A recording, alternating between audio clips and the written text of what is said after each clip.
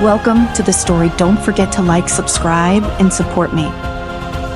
The blackness of space stretched endlessly around the lone Earth colony ship, Orion, a solitary survivor adrift in a sea of stars. Its engines long since silenced, the ship moved in eerie stillness, the hum of its systems barely perceptible.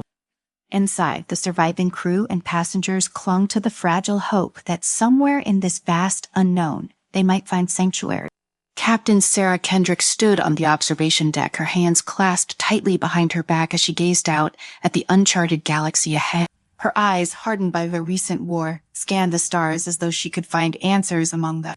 The last war between Earth and the alien coalition had been swift and brutal, wiping out all that humanity had built now. Orion was all that was left of Earth colony. "We're alone out here," Commander Rolla Winters said, stepping up beside her. His voice was low, his posture rigid, with the same tension Sarah felt deep in her bone.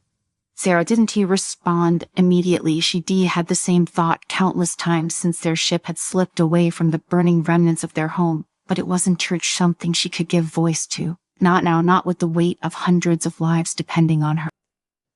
"What's our status?" she asked. Instead, her tone clipped. "We've entered an uncharted sector," Winters replied, gesturing toward the navigation screen. "No record of this place in any of our databases. We reblind and we reload on resources." Sarah exhaled slowly. "We'll have to take risks. We can stay adrift forever." Dr. Ethan Markov, the ship's lead scientist, approached them with hurried step. His face was drawn tight, eyes gleaming with nervous energy. "Captain, I picked up something, a signal. It's faint, but definitely artificial. We might not be alone after all." Where Sarah's heart skipped a beat. Markov pointed to the star chart on the screen, indicating a cluster of planets in a distant system. "Sheer on there, it's off a few days' travel, if we push the engine." Sarah studied the data. A signal could mean salvation or danger.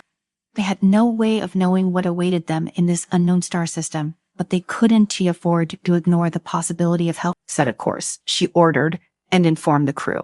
"We are making contact." As Winters moved to relay the orders, Sarah remained at the window, her thoughts drifting to the people under her care.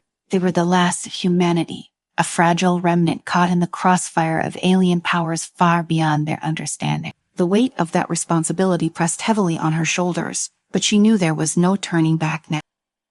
Days passed as Orion cut through the darkness, the stars blurring into streaks of light as the ship's engines pushed them toward their unknown destination. The crew moved through their routines with mechanical precision, aware of the precariousness of their situation. Every glance, every whispered conversation carried an undercurrent of fear. They were drifting into uncharted territory with no way to predict what might await them. Sarah spent those days in quiet reflection, her mind constantly turning over the possibility. What if the signal was a trap? What if they stumbled into a hostile empire, or worse, another enemy bent on their destruction? She knew that they had to prepare for the worst even as they hoped for the best. On the fourth day, the planet came into view. It was a gas giant swirling with vibrant blue and green clouds, its surface glittering with the light of distant stars. "Prepare a scouting team. But you'll need eyes on the ground before we make any decision." Commander Winters nodded, already assembling a small team to investigate. They were seasoned professionals, survivors of the war, and they knew what was at stake. Sarah watched them suit up, her gut tight with unease. She couldn't shake the feeling that they were walking into something far larger than they could comprehend. The shuttle descended from the Orion, its thrusters flaring against the dark backdrop of space. Sarah monitored the mission from the command deck, her eyes fixed on the feed from the shuttles and camera. As they touched down on the barren surface of the moon, the team disembarked, weapons at the ready. The landscape was desolate, an expanse of rock and dust stretching into the distance. But as they ventured further from the landing site, something caught their attention. Structures rising from the ground, tall and angular, their metallic surfaces glinting in the pale light of the distant sun. "Captain, I found something." Winters' voice crackled over the comm. Sarah leaned forward, her pulse quickening. "It said it looks like a settlement abandoned, but not for long. The signal coming from here." Before Sarah could respond, Winters continued, his voice tense. "There's got company." On the feed, dark shapes appeared at the edge of the screen. Sarah's breath caught as she recognized the unmistakable forms of alien ships, sleek, angular vessels hovering above the horizon. "Get back to the shuttle," she barked. "Anyantuk. Dark Chrono." The team scrambled to retreat, but the alien ships were already closing in. Laser fire streaked through the air, narrowly missing the fleeing human. Winters and his team fired back, but it was clear they were outgunned. Sarah watched helplessly as the shuttle was hit, its engines sputtering and failing. Aboard the mission, she shouted into the comms ear, "Get out of there." But it was too late. The alien ships descended upon the team, surrounding them with an almost predatory gaze. The last image on the screen was Winter's grim face before the feed cut out entirely. Back on the Orion, tension was at a breaking point. The scouting team had been captured, and Sarah knew they couldn't leave them behind. But launching a rescue mission into unknown territory against an alien force they knew nothing about was a dangerous gamble. What do we know about these aliens? Not much. Their technology is advanced, more so than anything we've encountered before. But they haven't attacked us directly. It's possible they want something from us. Sarah clenched her fists, or they were just waiting for the right moment. Before she could make a decision, the ship's communication systems flared to life, an unfamiliar voice crackling through the static. "Earth vessel, you are in Zarkath territory. Surrender immediately or face destruction." Sarah's blood ran cold. The Zarkath, one of the most feared and powerful empires in the galaxy. Their reputation for ruthlessness was legendary, and they were known to conquer entire systems without hesitation. She hesitated, weighing her options. Surrendering could mean the end of Orion and humanity's last hope. But fighting back against a force like the Zarkath was suicide. Before she could respond, another voice cut through the transmission, smoother and more diplomatic.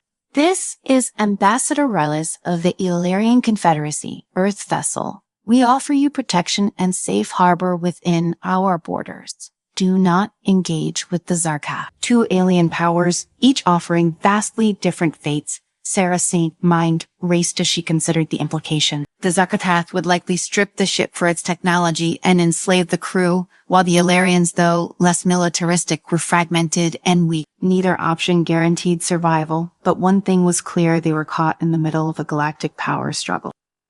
"Captain, what do we do?" Sarah took a deep breath, her decision weighing heavily on her shoulder. She opened the comms, addressing both alien factions at once.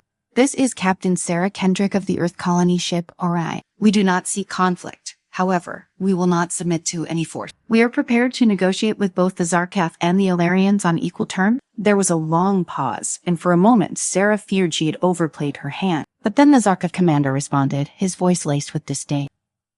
"You are in no position to make demands. Captain, we will be boarding your vessel shortly." Sarah's heart sank. But before she could respond, Ambassador Rylis' calm voice interjected once again. "Captain Kendrick, we respect your desire for neutrality. We will send a diplomatic envoy to meet with you. The Zarkath have no right to claim your vessel. Do not submit to their threat." Sarah closed her eyes for a moment, gathering her resolve. She had to play this carefully, or she would doom them all. Sarah kept her voice steady as she responded to Ambassador Rylis. "Freya understood. We will await your envoy." She closed the comms and turned to face the crew gathered on the command deck. The tension was palpable, every face drawn tight with fear. The Zarkath were moments away from boarding, and they had no way of knowing if the Illyrians could help or if they were merely prolonging the inevitable. "We need to prepare for the worst," Sarah said, her voice firm. "The Zarkath won't back down easily. I want all systems on standby: engines, weapons, shields. If they make a move, we'll be ready." Markov frowned, glancing at the ship's status. "Hi, Captain. Our weapons are barely functional. If it comes to a fight, we won. Test. Long." "I know," Sarah said grimly, "but we're not going down without a fight." The minutes dragged on as the crew braced for the Zarkath's next move. Sarah could feel the weight of every second pressing down on her, each breath a reminder of how little time they had. Then, without warning, the ship's sensors flared to life, detecting a new incoming vessel. That's the Illyrians. Thierry Winters reported Treya. They were hailing us. Sarah allowed herself a small breath of relief. The screen blinked to life, revealing the face of Ambassador Rylis. He was a tall, slender figure with pale, almost translucent skin and large, dark eyes that shimmered with intelligence. Behind him stood several other Illyrian officials, their postures formal and unyielding. Captain Kendrick, Rylus said, his tone calm but firm. We have arrived to mediate this situation. The Zarkath have no legitimate claim over your vessel. As members of the Illyrian Confederacy, we offer you our protection. Before Sarah could respond, another transmission cut through. The screen split to show the Zarkath commander, a hulking figure with a harsh, angular face and eyes that burned with cold fury. This is nonsense. The Zarkath commander spat. The vessel is in Zarkath territory. It belongs to us. You have no legal right to claim them. Here Rylus countered, his voice even. Pride, this ship and its crew are under our protection now. The tension between the two alien powers was palpable, the air thick with unspoken threat. Sarah stood in the middle of it, aware that the wrong word could send them all spiraling into chaos. Ambassador Rylus, Commander Zordak, Sarah said, her voice cutting through the silence. I understand that both of you are offering assistance, but we will not be pawns in this conflict. We are an independent vessel, and we intend to remain that way. Zordak sneered. You have no choice, Captain. Your ship is crippled, your resources depleted. Surrender now and we may allow your people to live. That's not happening. Rylus's expression didn't change, but there was a hint of approval in his eye. Captain Kendrick, I believe we can find a solution that benefits both of us. The Confederacy does not seek to control your people, only to protect them. Protect them? Zordak scoffed. Stopped, or you mean use them for your own purposes. Don't you be fooled, Captain. The Illyrians are weak, fragmented. They'll offer you nothing but false promises. Sarah's mind raced. She knew Zordak wasn't entirely wrong. The Illyrian Confederacy was a loose coalition of races, often divided and slow to act. But the alternative was falling under the thumb of the Zarkath, a fate she couldn't accept.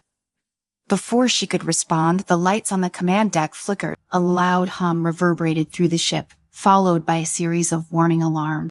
We're being boarded. Winters shouted. Nerka's forces are breaching the hull. Sarah cursed under her breath. All hands to battle stations. Prepare for defense. The command deck erupted into controlled chaos as the crew scrambled to defend the ship. Sarah gripped the edge of the console, her heart pounding as she issued rapid orders. Seal off the lower decks. Focus on protecting the bridge and the core system. Winters was already coordinating with the security teams, his voice sharp and decisive. We've had reports of Zarkath troops on decks 3 and 4. They were moving fast. Get a team down there and slow them down, Sarah ordered. L8, we can tell of them reach the bridge. The sound of distant explosions echoed through the ship as the battle began in earnest. Sarah's pulse raced, her mind locked. In survival mode, they had faced overwhelming odds before, but this was different. The Zarkath were relentless, their superior technology a looming shadow over everything. The ship shook violently as another explosion rocked the hull, and Sarah had to steady herself against the console. Tell his status report. Hell, she barked. We've upped containment on deck 4. Shwarnalkov calls out. Baudi Zarkath are pushing through. We need reinforcement. Send the second wave. Sarah ordered. Fingdon. Don't pay any more ground. She turned back to the comms where both Rylus and Zordak were still visible on the screen. The Illyrian ambassador looked concerned, while the Zarkath commander wore a smug grin. You've made a grave mistake, Captain, Zordak said, his voice dripping with contempt. Your assistance is futile. Sarah glared at him. We'll see about that. Just then, a new voice crackled over the comms. Captain, this is Lena. I am on deck 5 with a group of civilians. We've barricaded ourselves in one of the storage rooms, but we're running out of options. Sarah's chest tightened. Lena, she had almost forgotten the young girl in the chaos. She glanced at Winters, who was already pulling up the deck schematic. We were pinned down, Lena continued, her voice shaking. Sarah, I don't know how much longer we can hold them on. Sarah's mind raced. They couldn't afford to lose the civilians, but sending more security teams to deck 5 would leave the bridge vulnerable. It was a lose-lose situation. Hold your position, Lena, Sarah said, trying to keep her voice calm. Sarah, we resending reinforcements? She turned to Winters. Get a team down there now. I don't care what it takes. Get those people out of there. Winters nodded and quickly relayed the orders. Sarah returned her attention to the screens where the Zarketh and Elarian representatives were still watching. Ambassador Rylus, she said, her voice tight with urgency. Tree, if you truly want to help now, say the time. The Zarkethath are boarding my ship. We need immediate assistance. Rylus didn't hesitate. I will dispatch reinforcements to your location. Hold on, Captain. Zordak's expression darkened. You are making a mistake. Kendrick the Ilarians won. To save you. We'll see, Sarah said, cutting the comm. The battle raged on, the ship shuddering under the relentless assault. Sarah could hear the distant sound of gunfire and explosions, each one a reminder of how close they were to losing everything. But she refused to give in to despair. They had come too far, survived too much, to let the Zarketh take them next. Minutes stretched into what felt like hours as the crew fought to defend the ship. The security teams managed to push the Zarketh back from the lower decks, but the cost was high. Too many lives lost, too much damage. Done, the ship was barely holding together. Suddenly, the comms crackled to life again. Aye, Captain. This is Winters. Well, I've got Lena and the civilians out. They were safe for now. Relief flooded through Sarah, but it was short-lived. Good work, Commander. Get them to the bridge. We need all hands here. As Winters and his team escorted the civilians to safety, Sarah turned her attention back to the tactical display. The Zarketh were regrouping, preparing for another wave, and this time, it looked like they were bringing something bigger. Captain, we've got a problem, Clark Markov said, his voice grim. The Zarketh have deployed heavy artillery. If they fire on us, we're done for time.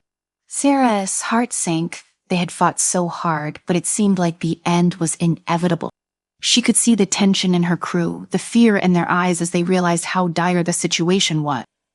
But then, out of nowhere, the ship sensors detected a massive energy signature.